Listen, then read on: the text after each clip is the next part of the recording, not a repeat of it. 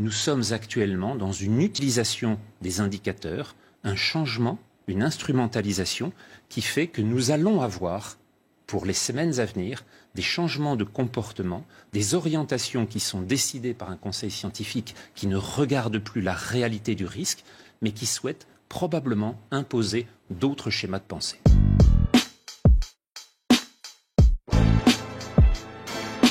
Expliquez-nous, est-ce qu'on doit parler de rebond de l'épidémie, de frémissement ou de deuxième vague? Parmi tous les chiffres que vous avez montrés, ceux qui sont importants sont les 3 derniers sur les 4. Et la communication n'est faite que sur le premier. Pourquoi ? Parce que l'essentiel dans une pandémie est de savoir le nombre de morts qu'elle entraîne. Et de savoir également le nombre de cas sévères, le nombre de patients hospitalisés, en particulier en réanimation.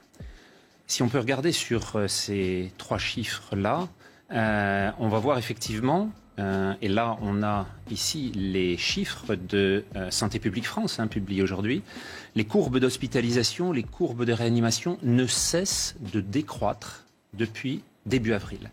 Et plus encore, le chiffre du nombre de décès totaux, quotidiens, chaque jour en France, que ce soit ceux des patients hospitalisés ou ceux des patients en maison de retraite et en EHPAD, ne fluctue pas depuis plus de 4 semaines maintenant, et il est à 99% de ce qu'a été le chiffre maximal le 6 avril. On voit donc que cette réduction de 99% n'a entraîné aucune accélération, ni en avril, ni en mai, ni en juin, ni en juillet. Aucun des événements qui annonçaient une deuxième vague ne s'est trouvé vérifié.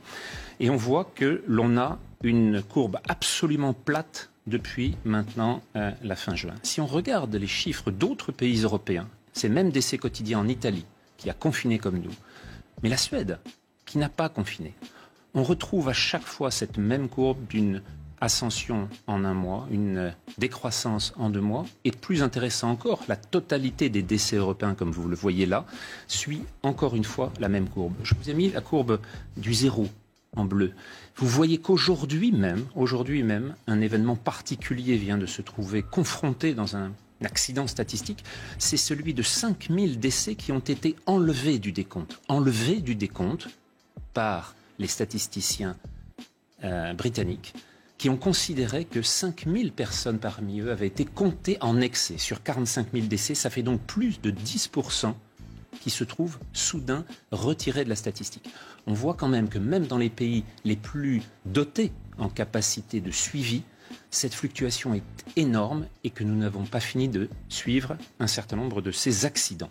Alors maintenant, l'accident principal en France, puisqu'on a dit qu'il n'y avait pas de deuxième vague, toujours pas, se trouve en confrontation avec ce que vous voyez ici, c'est-à-dire l'augmentation du nombre de cas positifs en France.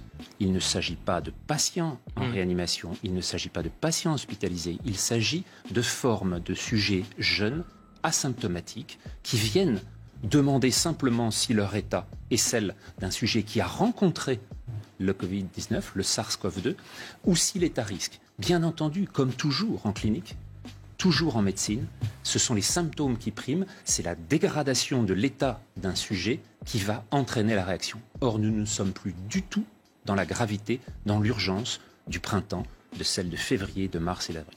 Et donc, en ce moment nous sommes actuellement dans une utilisation des indicateurs, un changement, une instrumentalisation qui fait que nous allons avoir, pour les semaines à venir, des changements de comportement, des orientations qui sont décidées par un conseil scientifique qui ne regarde plus la réalité du risque, mais qui souhaite probablement imposer d'autres schémas de pensée.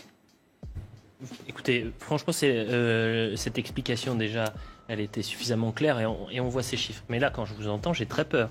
Je suis en train de me dire, déjà, est-ce qu'on fait peur aux gens pour rien ?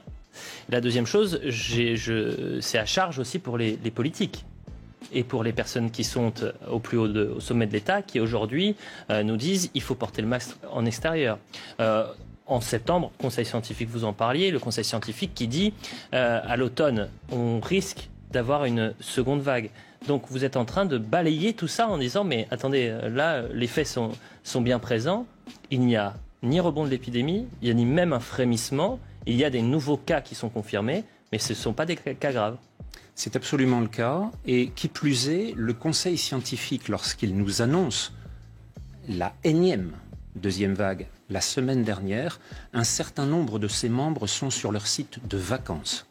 Si je le dis, c'est parce qu'ils l'annoncent publiquement sur les radios publiques. Et donc, on a un certain membre du... C'est gravissime Conseil. ce que vous êtes en train de dire. Écoutez Sud Radio mercredi après-midi, l'un des membres, alors qu'il nous annonce une catastrophe sanitaire pour la France, est sur son site de villégiature. Nous sommes donc dans une situation identique à celle du mois de mars, lorsque celui qui a annoncé la catastrophe avec plus de 500 000 morts annoncés pour la Grande-Bretagne, 500 000 morts annoncés en France, ne respectait pas lui-même le confinement qu'il a réussi à imposer à la moitié de l'humanité. Nous sommes dans des situations dans lesquelles nous nous trouvons face à des gens qui ne croient pas aux recommandations qu'ils transmettent.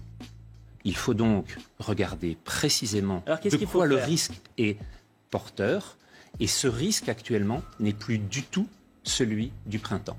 Nous sommes face à une situation qui, sur le plan épidémiologique, a largement évolué. Nous avons maintenant un grand nombre de cas qui sont des cas positifs, à nouveau, qui ne sont pas associés avec la gravité de la maladie. Pourquoi ? Eh bien, il y a un grand nombre d'explications qu'il faut maintenant avoir sur le plan de l'épidémiologie, sur le plan de la virologie, sur le plan de l'adaptation des espèces les unes aux autres, dans cette compétition extraordinairement tendue, sur lequel le virus avait l'avantage au printemps et sur lequel, manifestement, il ne l'a plus pendant l'été. Je me tourne vers vous. Merci en tous les cas, professeur Jean-François Toussaint. Je rappelle que vous êtes professeur de physiologie et directeur de l'IRMES. Ça fait maintenant un peu plus de 6 semaines que quotidiennement on parle de ce rebond potentiel de l'épidémie. On s'alarme ces derniers jours.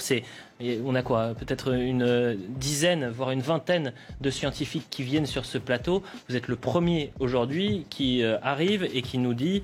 Bon, bah voilà, il n'y aura pas de. Pour l'instant, il n'y a pas de. Attention, je ne dis pas qu'il n'y aura pas de deuxième vague. Non, mais que pour je dis simplement, et depuis il n'y a pas de rebond de l'épidémie. Et depuis le mois d'avril, c'est ce que vous m'aviez invité à dire sur ce plateau, que pour l'instant, il n'existe pas de deuxième vague. Or, on nous l'a affirmé pour le relâchement en avril, pour le déconfinement en mai, pour la fête de la musique en juin et pour les clusters en juillet.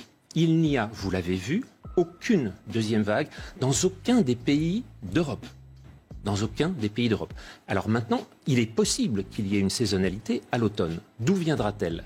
Elle ne viendra pas du comportement des Français, elle viendra des problèmes qui sont en train actuellement de saisir l'ensemble des pays d'Amérique du Sud. Le Brésil, le Chili, l'Argentine, qui voient encore augmenter le nombre de cas et le nombre de décès. Là, en ce moment, l'épidémie est active. Si, comme pour les orthomyxovirus, c'est-à-dire les virus de la grippe, ce virus mute, s'adapte et prend une forme saisonnière, alors à ce moment-là, on va la voir réapparaître. Mais il ne s'agira en aucune façon d'une deuxième vague liée au relâchement du comportement des Français. Ce sera simplement une phase sur laquelle un virus est en train de s'adapter dans un contexte environnemental totalement différent.